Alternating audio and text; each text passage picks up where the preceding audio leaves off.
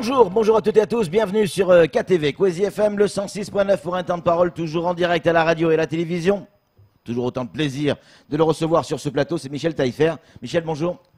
Bonjour Patrick, bonjour Camar, bonjour tous les téléspectateurs et auditeurs. Oui, ben, je suis toujours vivant. Oui. Désolé pour le faux journal, mais bon, ah, voilà, non, mais moi, ouais. j'ai énormément apprécié. Ouais, j'ai tant énormément mieux, apprécié. tant mieux. Michel Taillefer, on vous a demandé de venir parce que on a besoin de votre regard, de votre expérience, de votre sagesse sur ce qui se passe actuellement à Mayotte et dans la zone.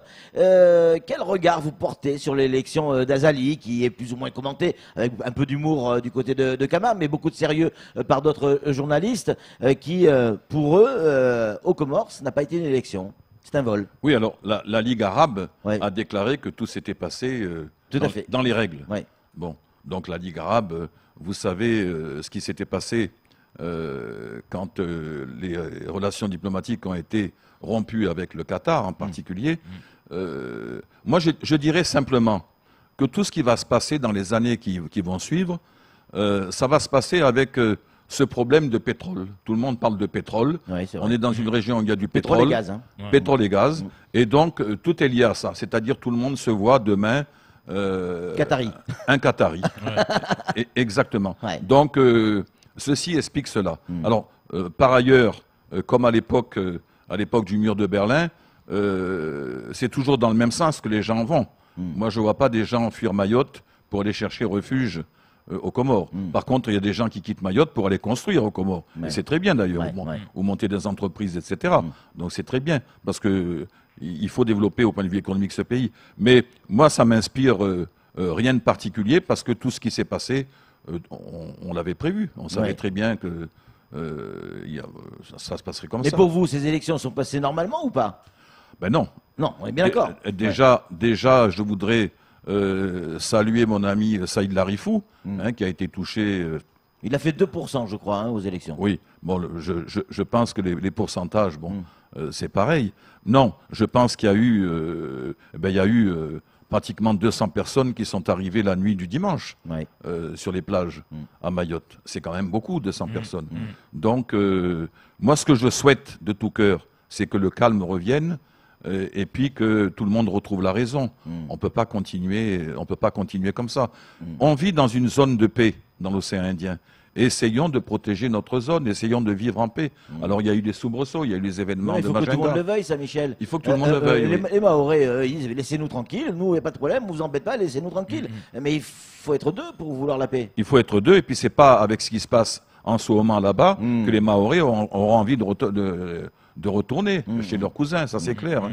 C'est Une clair. date que Azali ne fêtera certainement pas, c'est le 10e anniversaire du vote. Ah ben nous on va la fêter. Ah oui. D'ailleurs, il y a une manifestation au Conseil général vendredi.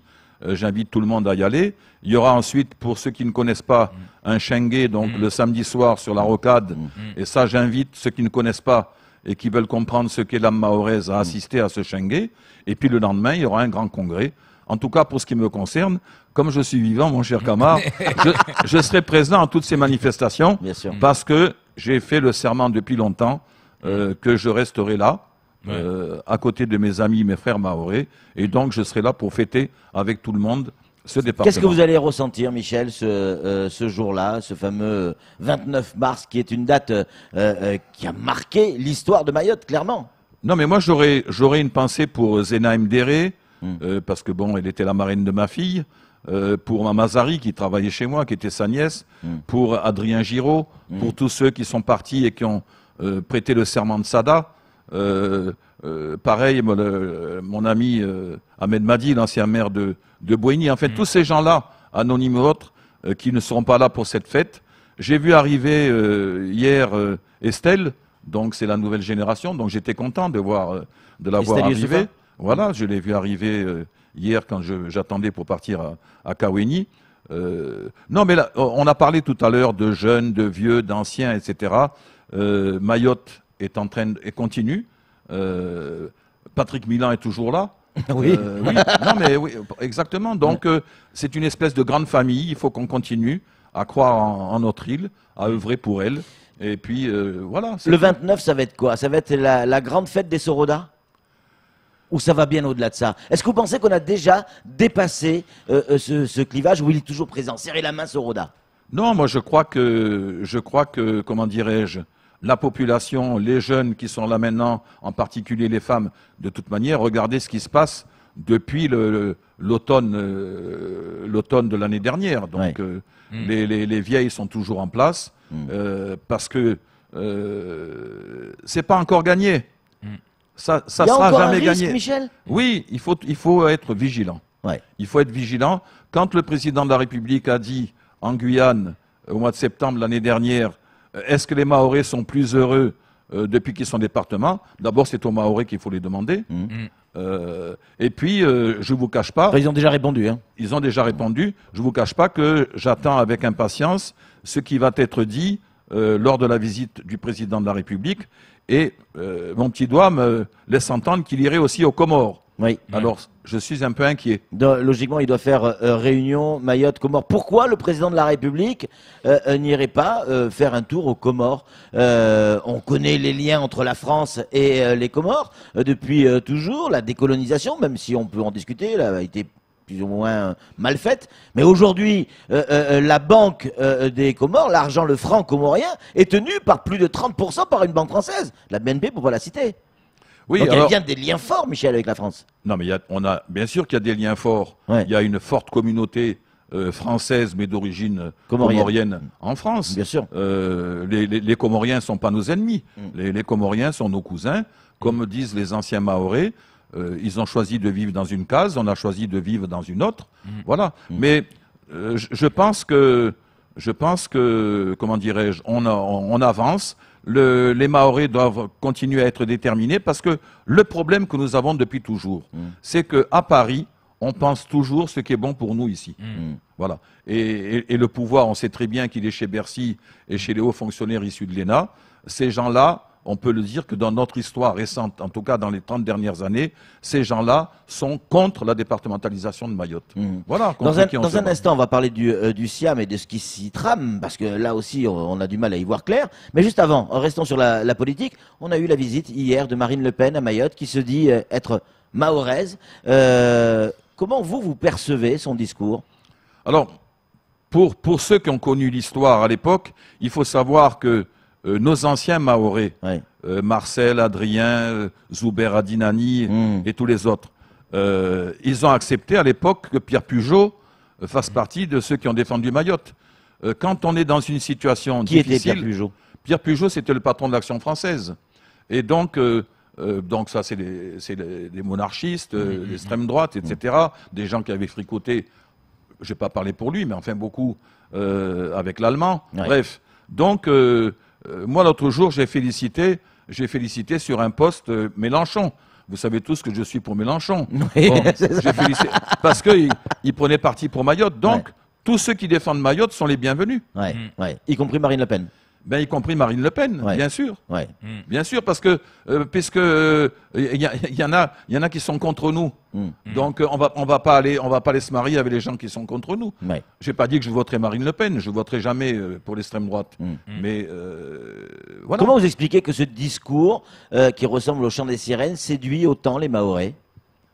Pas tous, évidemment, mais une bonne partie quand même, il faut le reconnaître. Non, ça a toujours existé. Je me souviens, je parlais de Mamazari tout à l'heure, son fils Jésus à Pamanzi avait été en son temps candidat pour le Front National. Alors les gens disaient, mais c'est pas possible, des Noirs, etc. Ben oui, mais on est à Mayotte. Alors à Mayotte, c'est un peu différent.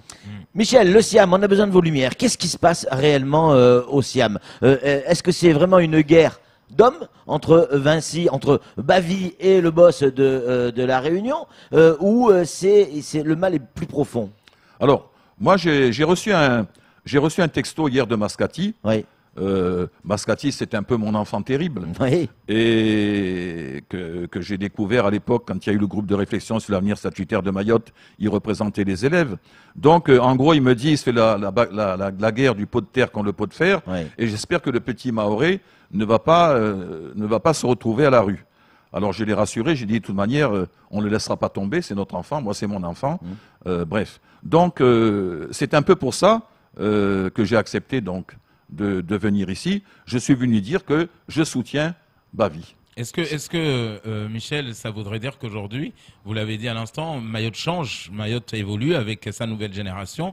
Est-ce que ça voudrait dire que on va pas s'empêcher, on est sur Sarkozy, ces multinationales qui sont là dans la région ou même à Mayotte, qui s'engraissent, il faut dire les choses. Est-ce que ça veut dire que le jeune, nos enfants, nos petits-enfants, finalement, ont compris la leçon, vont se rebeller, vont dire non stop, maintenant on partage le gâteau?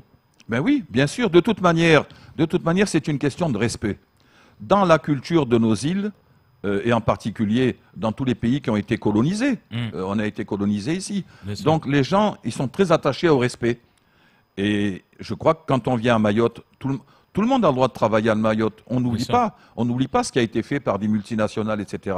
Mais continuons à travailler dans le respect. Essayons d'avancer dans le respect.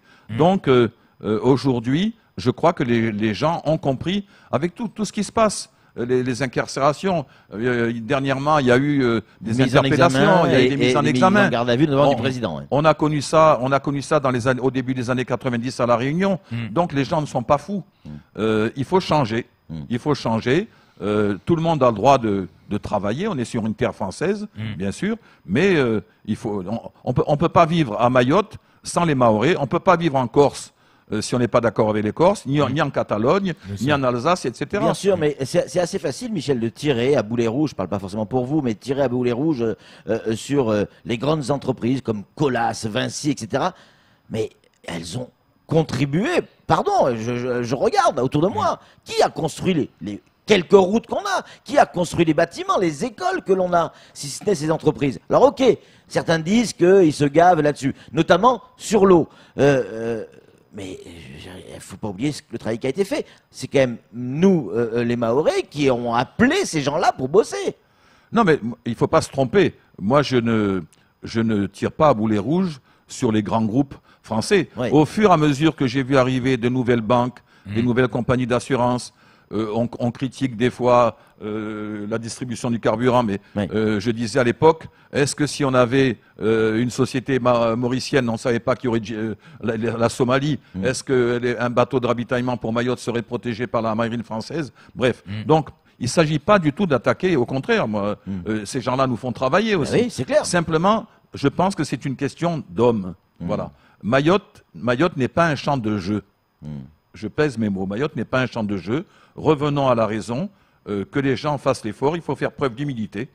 Quand on fait, moi ça m'est arrivé de faire des fautes. C'est-à-dire que vous dites pas Vinci dehors, vous dites on peut rester à Mayotte, Vinci peut rester à Mayotte, mais travaillons de manière respectueuse avec et équilibrée. Mais d'abord on n'a pas le droit de dire Vinci dehors. Ouais. Vinci est une société française, Colas est une société française, etc. Ils ont toute leur place. Colas est là depuis 70 ans, c'était à l'époque les grands travaux de l'Est, depuis plus de 70 ans. Donc non, moi je dis ces sociétés nous ont fait progresser quand on a avancé dans le social en particulier.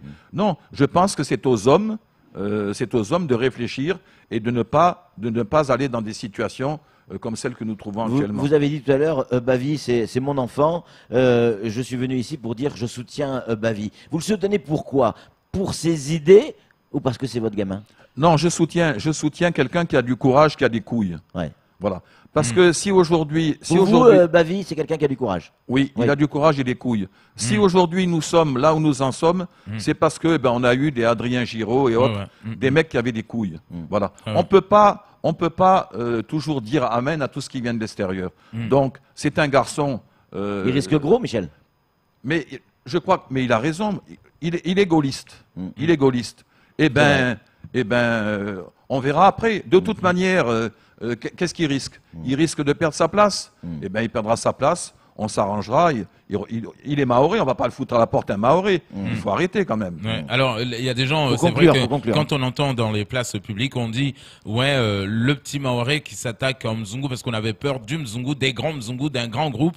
La plupart ont peur de ce qui peut lui arriver, pas perdre sa place, mais on va dire on peut lui causer des problèmes, que ce soit en justice, que ce soit avec sa famille. Il l'a dit ici, j'ai peur, des fois même j'ai pris un garde-corps pour surveiller à ma famille.